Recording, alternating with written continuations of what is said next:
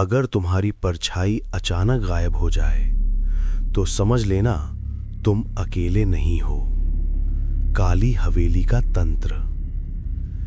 मेरा नाम फैज है और ये कहानी मैं आज भी पूरी हिम्मत से नहीं सुना पाता। मैं और मेरे 3 दोस्त आरिफ, समीर और जुनैद हमेशा से एडवेंचर के शौकीन थे। हमारे शहर के बाहर एक पुरानी हवेली थी। लोग उसे काली हवेली कहते थे।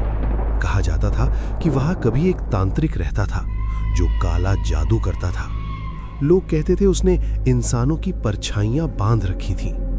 हमने हंसकर बात टाल दी, पर एक रात हमने तय किया सच जानेंगे। अमावस की रात।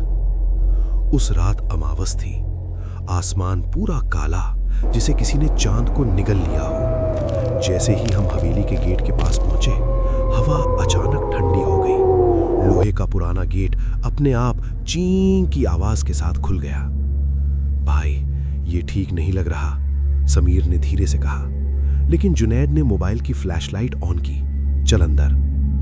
अंदर का मंजर। हवेली के अंदर बदबू थी, जली हुई अगरबत्ती और कुछ सड़ा हुआ। दीवारों पर अजीब निशान बने थे, लाल रंग से, जैसे खून से बनाए गए हों। फर्श पर एक गोल घेरा बना था। उसके बीच में काले कपड़े की गुड़िया पड़ी थी, जिसमें असली बाल लगे हुए थे। आरिफ ने हंसते हुए गुड़िया उठा ली। ये सब ड्रामा है। अचानक दरवाजा जोर से बंद हो गया। धड़ाम। हम चारों चौंक गए। मोबाइल की फ्लैशलाइट एक एक करके झिलमिलाने लगी। वो परछाई।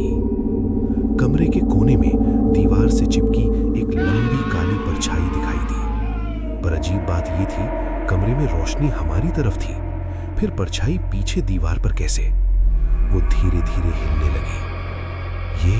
ये किसकी शैडो है? समीर की आवाज कांप रही थी। परछाई दीवार से अलग होकर जमीन पर उतर आई और फिर उसने आकार लेना शुरू किया। डड नाम लेकर पुकारना। कमरे में अचानक फुसफुसाहट गूंजी। फाइज, मेरा नाम, मेरे कान के बिल्कुल पास। लेकिन मेरे पीछे कोई नहीं था। आरिफ चिल्लाया। मेरे कान में भी किसी ने मेरा नाम बोला। गोल घेरे के अंदर रखी गुड़िया अचानक हिलने लगी। उसकी आंखें खुल गईं और वो सीधा मेरी तरफ देखने लगी। तो क्या था और किसकी परछाई बंधी हुई थी? कमरे में खूब अंधेरा था, लेकिन फिर भी हमें साफ महसूस हो रहा था। हम 5 थे। मैं, समीर, जुनैद, आरिफ जो अब बिल्कुल चुप खड़ा था, और वो 5वां जो दिखता नहीं था पर था। हवा भारी हो गई थी, सांस लेना मुश्किल। अचानक मेरे मोबाइल की स्क्रीन अपने आप जल उठी। कोई नेटवर्क नहीं, लेकिन कैमरा अपने आप ऑन हो गया। मैंने स्क्रीन की तरफ देखा और मेरा खून जम गया। कैमरे में हम चारों दिख रहे थे और हमारे पीछे एक लंबा काला साया, लेकिन असल में पीछे कोई नहीं था। मैंने धीरे धीरे गर्दन घुमाई, कुछ नहीं। फिर स्क्रीन देखी, वो साया अब और पास आ चुका था। भाई, मुझे ठंड लग रही है। आवाज आरिफ की थी, लेकिन उसके होंठ नहीं हिल रहे थे। उसकी आंखें पूरी काली हो चुकी थीं, जैसे पुतलियां गायब। वो धीरे धीरे मुस्कुराया, पर वो मुस्कान उसकी नहीं थी। लाल घेरा फिर से जला।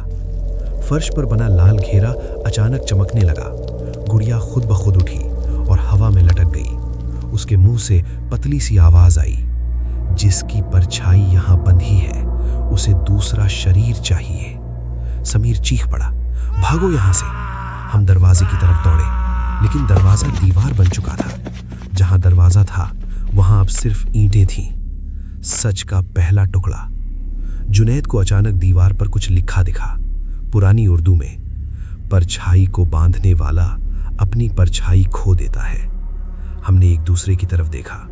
मोबाइल की टॉर्च फिर जली और उसी रोशनी में हमने देखा आरिफ के पैरों के नीचे कोई परछाई नहीं थी, लेकिन उसके पीछे 2 परछाइयां थीं, एक उसकी और एक बहुत लंबी। तांत्रिक का खेल। अचानक वही धुएं वाला तांत्रिक प्रकट हुआ। उसकी आवाज हर दीवार से टकराकर गूंज रही थी।